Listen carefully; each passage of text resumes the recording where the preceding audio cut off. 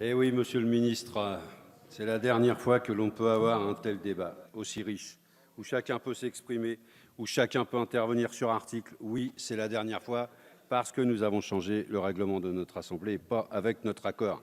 Les députés communistes vous l'ont démontré tout au long de ce débat.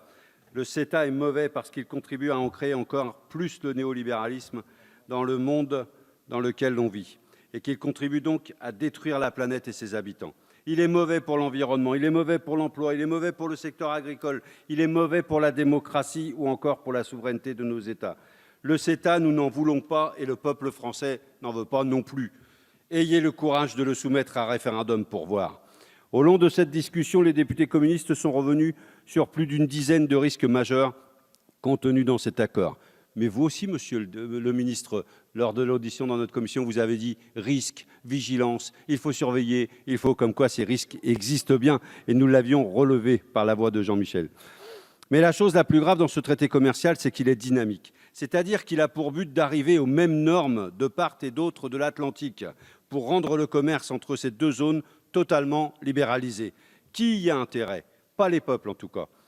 Les peuples qui ne siégeront pas dans le forum de coopération en matière de règlement, qui regroupera des technocrates qui feront des recommandations au pays en leur demandant de supprimer telle ou telle norme parce que ça gêne tel ou tel secteur. À l'inverse, soyons sûrs que de puissants représentants d'intérêts privés seront en capacité d'y avoir quelques entrées, tout comme lors de la rédaction secrète de cet accord. Et puis les peuples ne siégeront pas non plus dans le tribunal de règlement des différends. C'est dans cette institution que les États seront attaqués s'ils ne satisfont pas aux desiderata des technocrates dont je viens de parler ou qu'ils voudront voter des normes ambitieuses pour le climat. Attaqués par des multinationales pour avoir fait des lois. Oui, c'est possible. Le monde que vous nous proposez, c'est le fantasme ultime du monde des affaires. Dicter aux États les lois qu'ils souhaitent. Et voici que le piège du néolibéralisme se referme sur la démocratie. Le débat a montré que l'autre clivage, c'est celui de l'agriculture. Tous les groupes d'opposition sont montés au créneau, principalement sur la question de la viande bovine, qui est très menacée par cet accord. C'est grave. Notre agriculture, potentiellement, aurait pu absorber un traité de libre-échange. Là n'est pas le propos. Mais 2, 3, 4, 5 traités de libre-échange, non.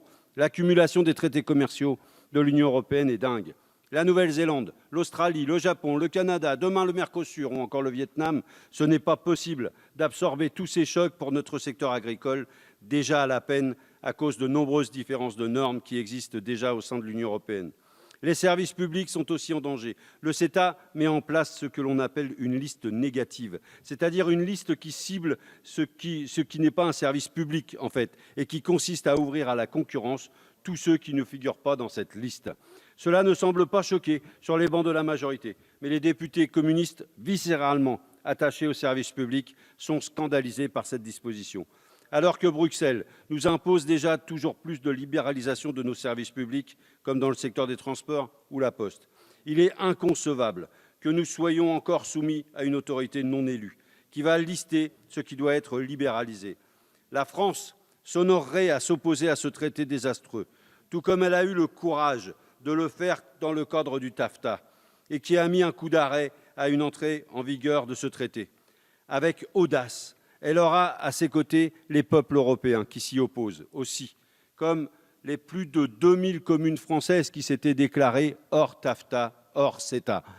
Avec les peuples, opposons-nous aujourd'hui à ce monde dessiné par ce traité et bâti par les multinationales, où le profit est la norme et où la nature, les humains, ne sont que la variable d'ajustement. Voilà pourquoi les députés communistes mobilisés voteront résolument contre ce mauvais texte et se battront contre tous ceux de même nature que vous êtes en train de négocier.